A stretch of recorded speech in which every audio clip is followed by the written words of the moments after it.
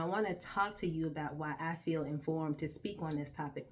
I did not know Dr. Simone, Cecil, or their son Michael, or any member of their family, and I wish them much success and all the best. And I know reality TV show skews things. But the broader conversation was really about planning for your children to be successful. And on this channel, I do talk about success, and I can speak about success because I have, through the grace of God, been able to accomplish a lot of things and, meet many different people. And so I like to share insights and things that I can to help others. Speaking about this because I attended one school in the Atlanta University Center, which was Clark, Atlanta. I earned my first master's degree there.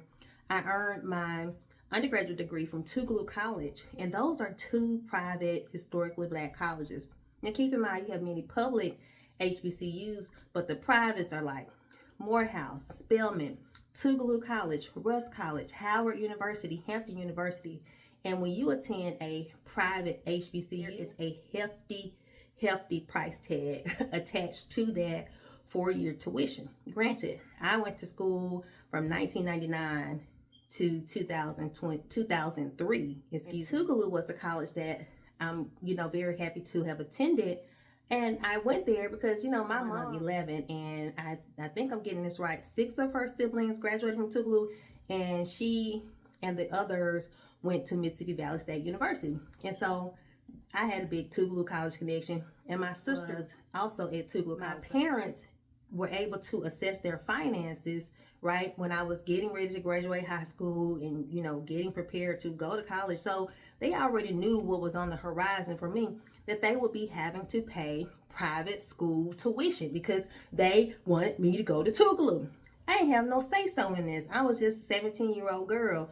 I graduated high school at 17 and entered my freshman year as a 17-year-old. So I was a high school student in this college environment. I did take out student loans to fund my education. At that young age, I always had this greater awareness that, I'm not going to be paying these loans back.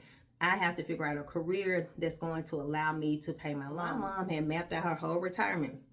So she already knew she retired my junior year. And my parents did have to pay tuition. Although I had student loans, every semester, my parents had to come up with tuition out of their pocket for me to go to take my classes for the next semester. And I will never forget, like almost probably toward the end of my senior year or junior year, I don't know what I was doing. I was running around on campus or something like that. And my mom and dad had come up there to pay my tuition, and I was not in place. And my mama must have looked at me like, I don't know what the hell you doing, what the you got going on, or what you doing, but you need to have your ass in place. Cassie did not play. And I was like, yes ma'am, because they were up there to pay my tuition. And, it was not a game. And so my senior year, like, Mom, I didn't get into law school. I'm such a failure. I'm about to graduate. Bill Clinton is our graduation speaker. I'm such a failure. What am I going to do? And my mother would talk to me in the daytime because, she was retired, and she would just kind of be very gentle and kind of laugh. But she would just say, baby, let me tell you something. You always have your plan A, B, and C. And she would say just like this, always have a contingency plan and always make sure you put God first in whatever it is you do. That's my mother's whole philosophy of life, put God first. And, my parents were very supportive. I have been a woman who has had support her whole life. So that's just to be clear. And so I ended up saying, okay, well, I don't know what the next steps are. How did Clark, Atlanta come into our purview? Well, my mom's twin brother, my Uncle Cassie, is a professor who had earned his PhD in political science from Clark, Atlanta, which was Atlanta University. So Uncle Cassie was a first generation PhD, went to Atlanta University after he finished at Valley. Then I think he went to the University of Toledo for his master's, and then went to Atlanta University for his PhD. So I applied to Clark, Atlanta, kind of at the last minute, and I'll be talking to my older cousin, Nataki, who had graduated from Spelman. You get what I'm saying? We all went to private colleges. Me and my cousins, for the most part, my first cousins a lot of, but we all are HBCU grads, but several of us went to private HBCUs. This is what our parents wanted for us. Some went to public, nothing wrong with either school, whatever school. It's just get the education. We will support you. That's the type of family I have. Do what you want to do in life. Get the education. We're going to back you guys up 100%. That is such a blessing to have because many people do not have that. I ended up applying to Clark Atlanta at the last minute, And I would be telling Taki, can you go up there and check on my application? And the Taki, had graduated from Spelman, but she was right down the street from Clark, Atlanta. And thank God for the Taki, because she would go up there and ask the people or whatever. And, they would give her a little insight. Baby, I moved down to Atlanta, okay? By that August, I moved down to Atlanta. And my mom and my sister drove me down.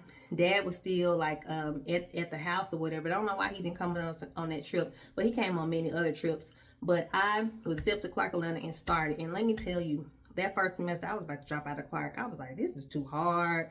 I don't know what these people are talking way above my head, honey.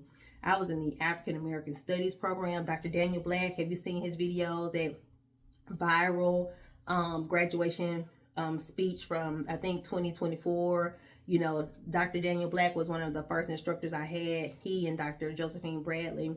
And so I was like, they're talking above my head down here in Clark, Atlanta. And my mom had told me, make sure you go down there. You down there with the rich kids, girl. Make sure you get your new wardrobe, because I don't like this stuff that you're wearing, these jeans and sweatshirts you're wearing at Tougaloo toward the end of your Tougaloo education. I don't like that. And that's what my mom told me, because my mom is a teacher, so she's kind of frank like that, direct. Like, make sure you go down there, Shani, that you're always presentable, because you're going to be in the spotlight. And I'm saying all this to say, for parents, if you are thinking about sending your child to a private HBCU, you need to have some money, or that child may need to have really, really strong academic records in order to get them a scholarship, because you are going to be paying a lot of money. And this is just, the tuition is one thing, but when you start talking about where that child is going to live, where that car note is coming from. Granted, I didn't have a car while I was at Tougaloo, nor did I have a car until bought my first car. I bought my first car when I was a graduate student at Clark, Atlanta. My daddy had bought me a Nissan Maxima that was an older car, but it was nice, but it would get me here and there, but it wasn't as reliable. So I was able to take that with me to Atlanta. My daddy bought me a car for about $500. And so I was able to get around and do what I needed to do, but it didn't have a radio in it, and I don't think the air worked all the time. And so that's how I got around that in the MARTA, okay, for my first year or so in Atlanta. And I'm very grateful for the experience, because I learned how to navigate the train, so forth and so on. Before I had moved, I had started applying for jobs, because I knew I had gotten accepted to graduate school. I knew that I needed to have a job when I got to Atlanta. So my very first job was the United States Securities and Exchange Commission. I worked for the federal government, and I didn't hold that job for a long time because I didn't like the dynamics in there, but I met some really wonderful people working there. Then I worked for Fulton County government for about 2 years, and then my final job before I moved to Tuscaloosa was at Clark Atlanta University. I have seen colleges. I know the landscape of college inside and out. And so what I really want to say, again, is to parents, I do not have children. Let me say that as a precursor. I don't have any college students, but I mentor college students, and I talk to college students, and I advise college students all the time. And one of the things I tell college students who are approaching, graduation, you need to have a plan for your life. I teach a lot of first generation college students, meaning their parents didn't go to college. Their grandparents, their guardians of the person who raised them, had no formal collegiate education.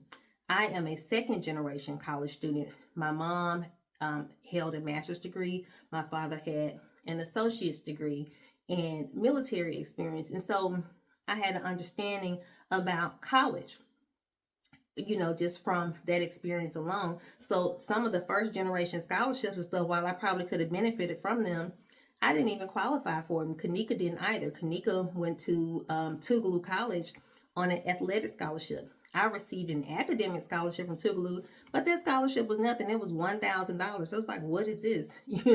So again, the tuition, how I paid for college was student loans personally, but also my parents paid the rest of my tuition. And so if your child is first generation, please understand they can pretty much go to school 100% free in these times, okay?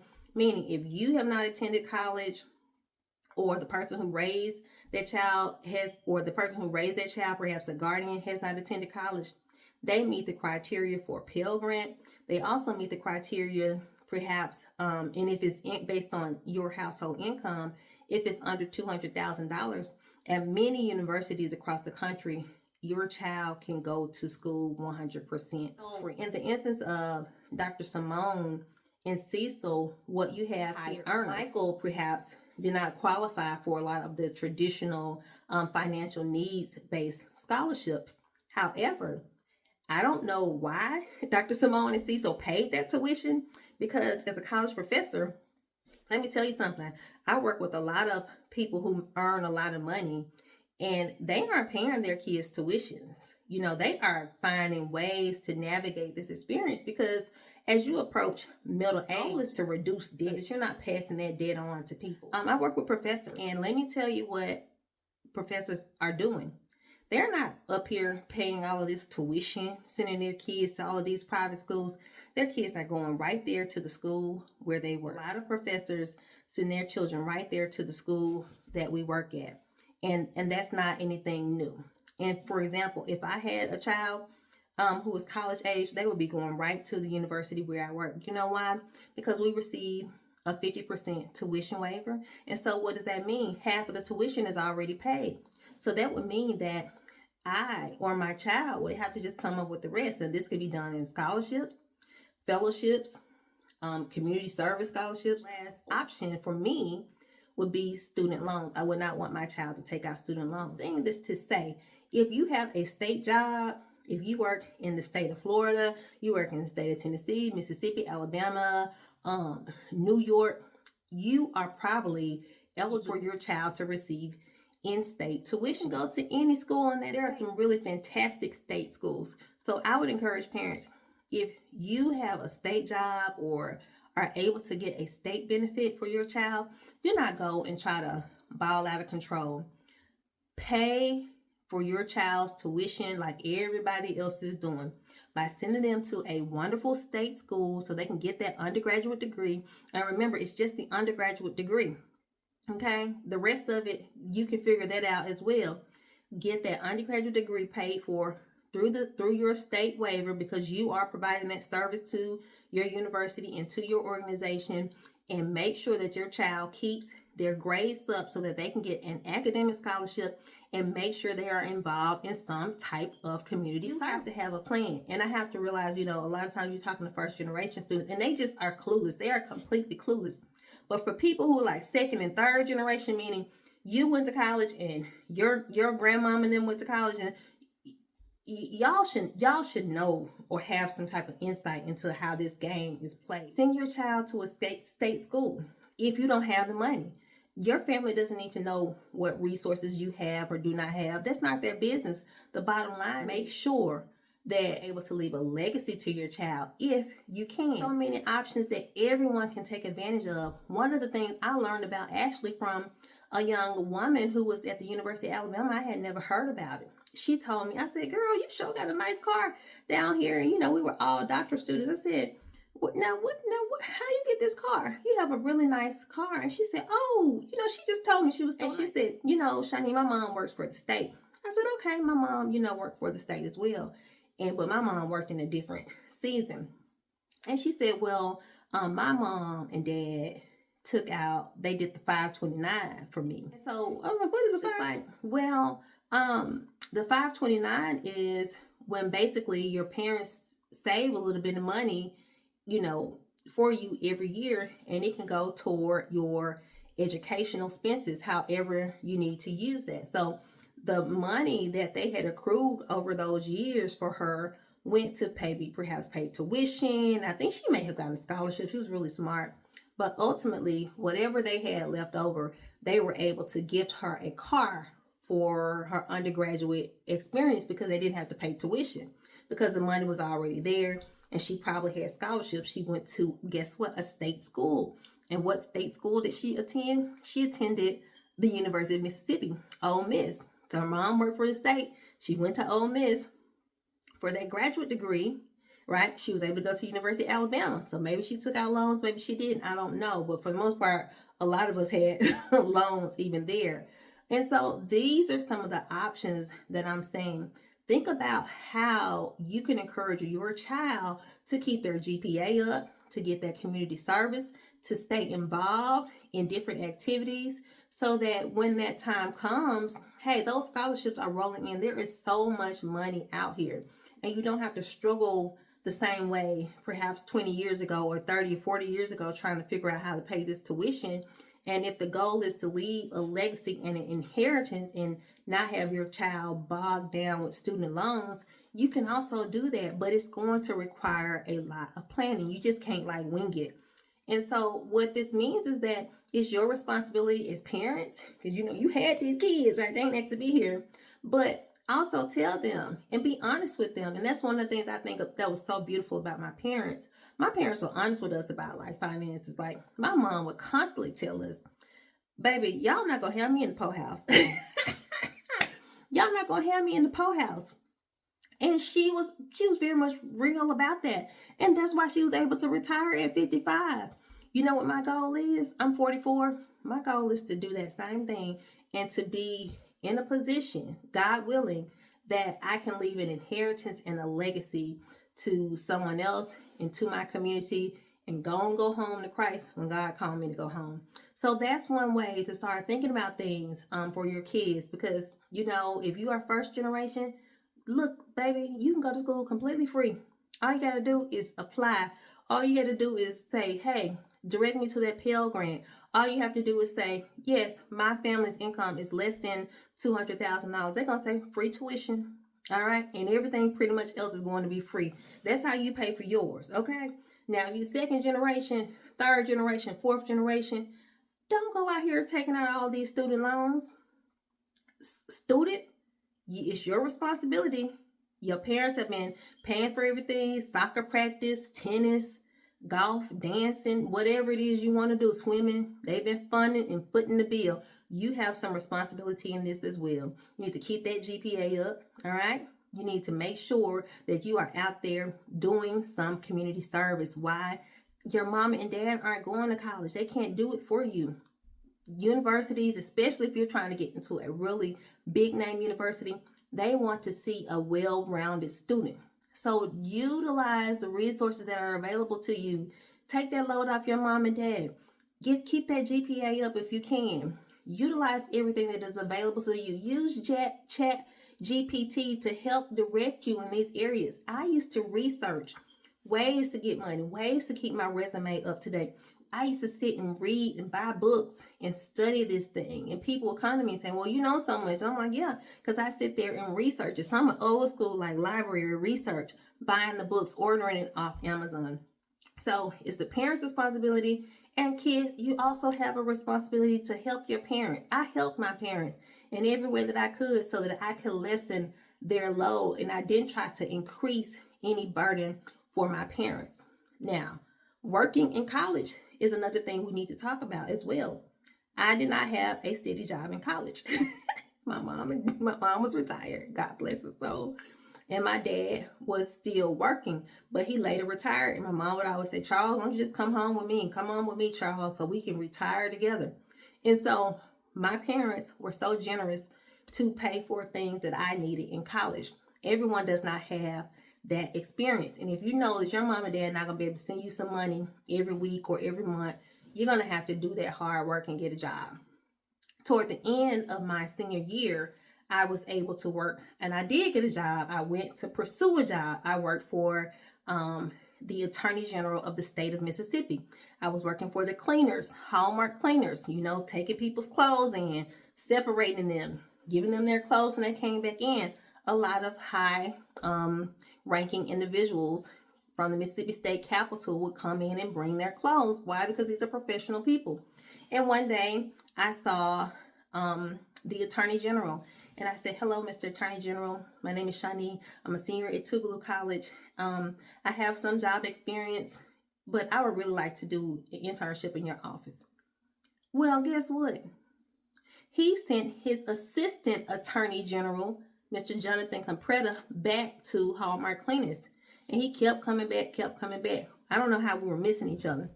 But when I finally saw him, he said, hey, I've been looking for you.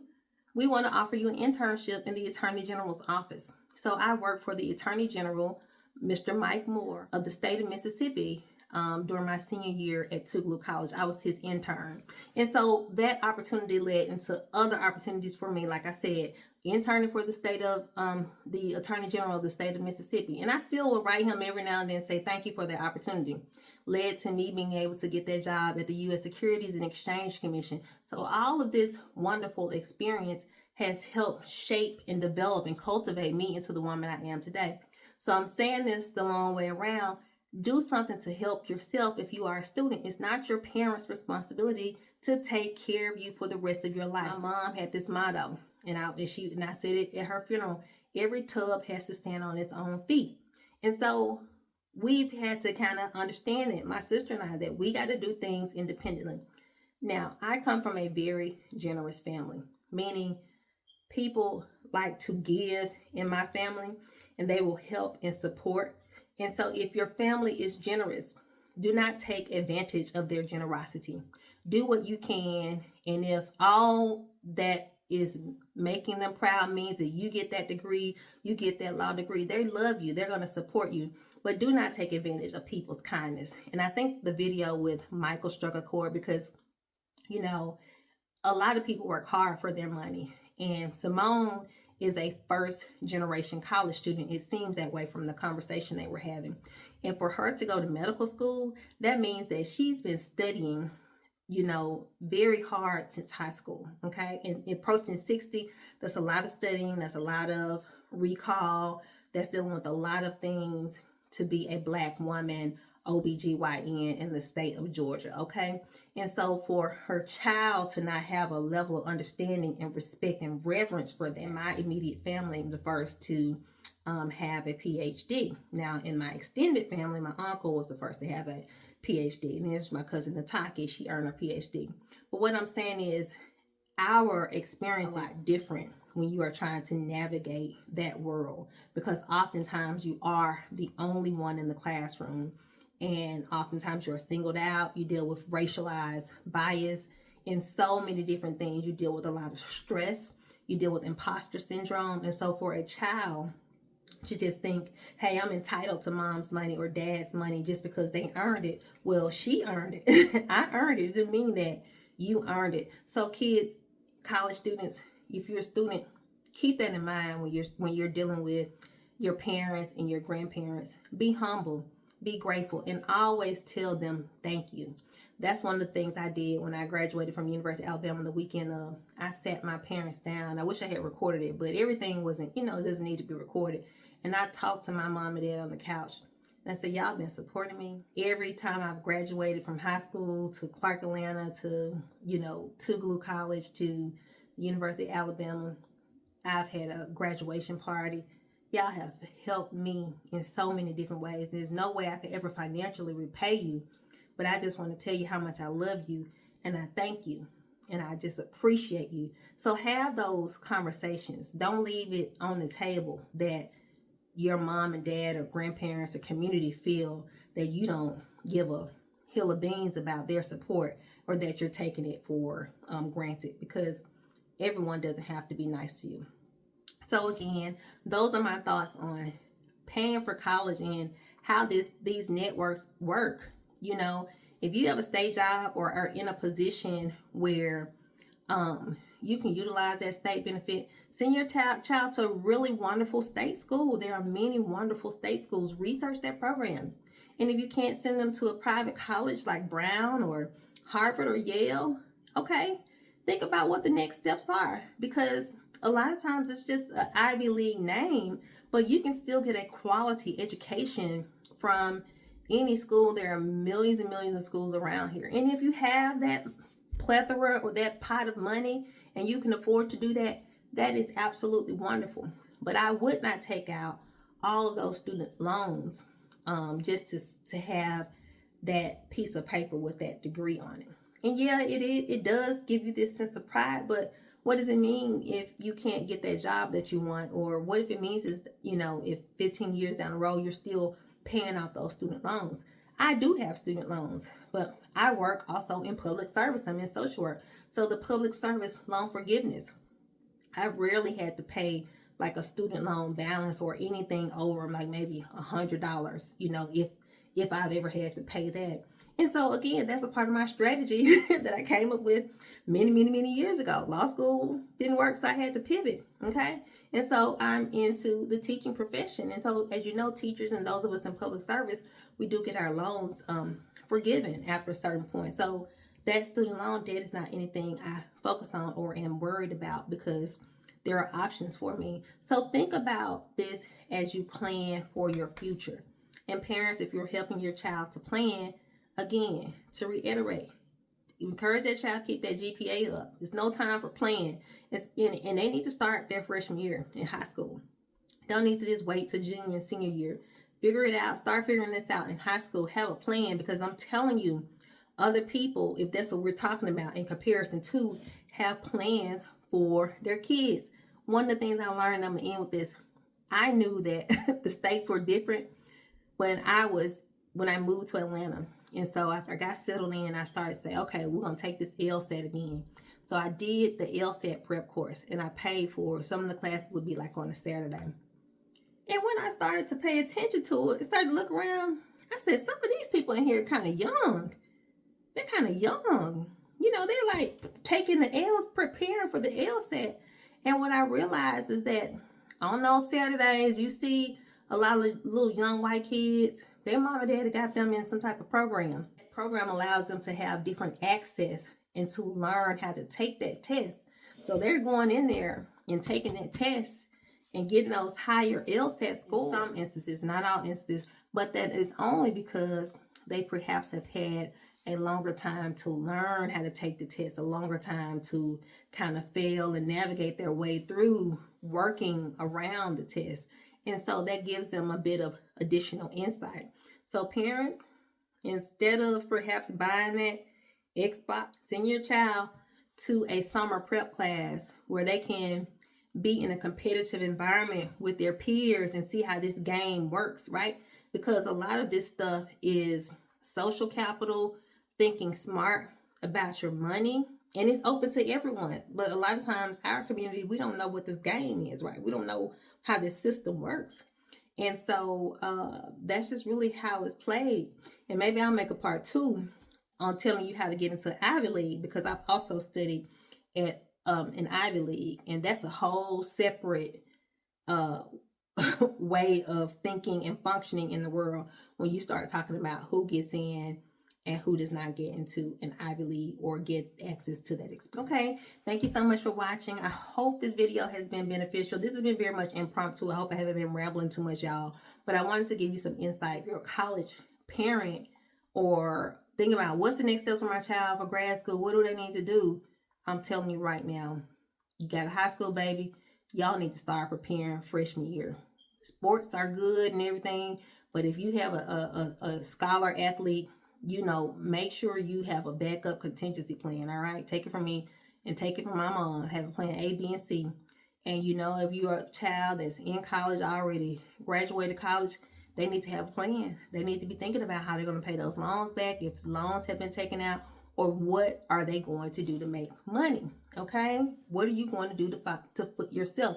If mom and dad weren't here today, if we go home to glory, how are you going to take care of yourself?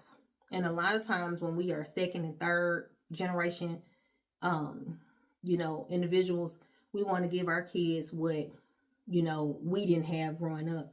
But we have to balance that, right? Because sometimes it can make a child who's going to face a different reality. And a lot of that's based on skin color. It sets them up for failure or complacency. And that's just not feasible. All right. So thank you guys. Take care. And let me know what you think about this video. All right. Bye.